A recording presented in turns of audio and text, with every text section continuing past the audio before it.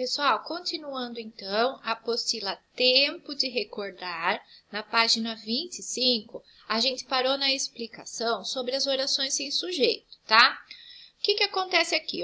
Quando o verbo expressa uma informação que não pode ser atribuída a nenhum ser, a gente não consegue saber quem é o termo a que está se referindo àquela ação, dizemos que se trata de um verbo impessoal, tá? Nesses casos, temos uma oração sem sujeito, formada apenas pelo predicado. Bom, os seguintes verbos são impessoais e formam oração sem sujeito. Veja, pessoal, você vai ter aqui 3 casos em que você vai ter a oração sem sujeito, tá? Primeiro deles, letra A, verbos que indicam fenômeno da natureza, como chover, ventar, nevar, trovejar, relampejar, amanhecer, anoitecer, etc. Olha lá a frase. Nevava.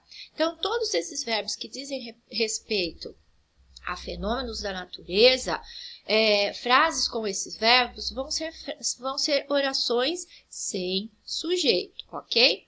Segundo caso, os verbos fazer, estar, haver e ser nas orações que relacionam com expressões de tempo ou fenômeno natural, fenômeno da natureza. Olha lá, fazia frio em São Paulo.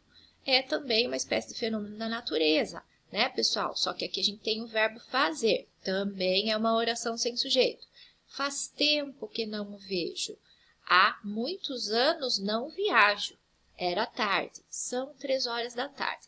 Então, todas essas oraçõezinhas aqui, com estes verbos que falamos, são orações sem sujeito. E terceiro caso, com o verbo haver, quando exprime acontecimento ou existência. Ou seja, o haver, pessoal, no sentido de existir. Olha lá, há as árvores, as fábricas, doenças galopantes e fomes. Então, esses são os 3 casos aqui. Verbos de fenômenos da natureza, verbos fazer, estar, haver e ser, usados também em relação a coisas que a natureza pratica, produz, vamos dizer assim, e o verbo haver no sentido de existir. São os 3 casos em que a oração é sem sujeito, guardem bem aí, tá? Chegamos ao mãos à obra. Aqui vocês vão fazer os exercícios lá na página 26. Quando uma oração não tem sujeito, o verbo geralmente não se flexiona, ou seja, ele não se modifica e mantém-se na terceira pessoa do singular. Com base nessa informação, complete as seguintes orações com o verbo entre parênteses flexionado da maneira adequada. Olha lá, muitas pessoas na festa de ontem. Você tem que usar o verbo haver, tá? Será que vai ser havia muitas pessoas na festa de ontem ou haviam muitas pessoas na festa de ontem? Pessoal, havia muitas pessoas na festa de ontem. Por quê? Porque é uma oração sem sujeito. Então, o verbo haver não vai flexionar, ele vai ficar no plural. Perdão, ele vai ficar no singular. Apesar de estar falando aqui de muitas pessoas não é o sujeito da frase. Tá, pessoal? Então, o verbo não flexiona, o verbo fica no singular. E esse raciocínio vale para as outras orações também, certinho? 2. Reescreva em seu caderno as frases a seguir.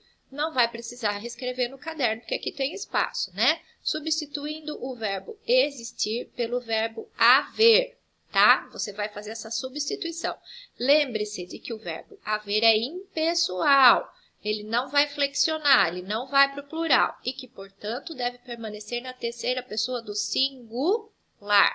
Então, não vai para o plural. Vamos fazer a primeira juntos. Existem 1000 razões para que eu estude mais. Existem 1000 razões, você vai ter que pôr o verbo haver aqui. Lembre-se, o verbo haver não vai para o plural no sentido de existir. Então, como é que vai ficar? Havia 1000 razões para que eu... Perdão, havia não, né, pessoal? Que havia é passado. Há 1000 razões para que eu estude mais, certo? Então, lembre-se, não vai flexionar. E você segue esse mesmo raciocínio nas outras orações, tá?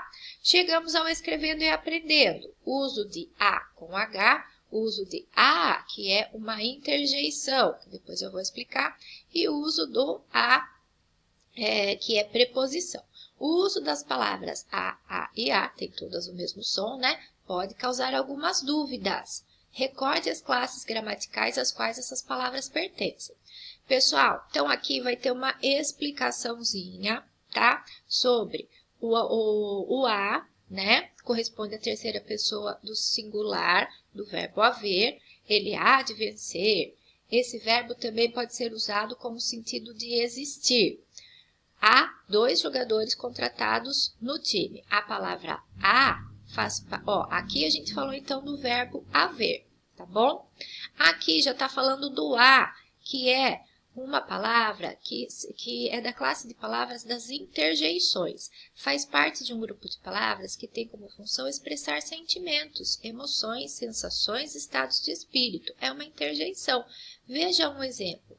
Ah, estou desapontado. Então, é esse tipo de a, tá, pessoal? E por último, a palavra a, usada como preposição, tem a função de estabelecer relação entre termos. Observe. Ele entregou o livro a Maria. O mesmo sentido para a, né?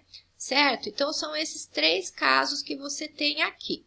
Vou parar o vídeo aqui. Aguentem mais um pouquinho aí, por favor, me esperem que a gente já continua e encerra as nossas atividades dessa semana.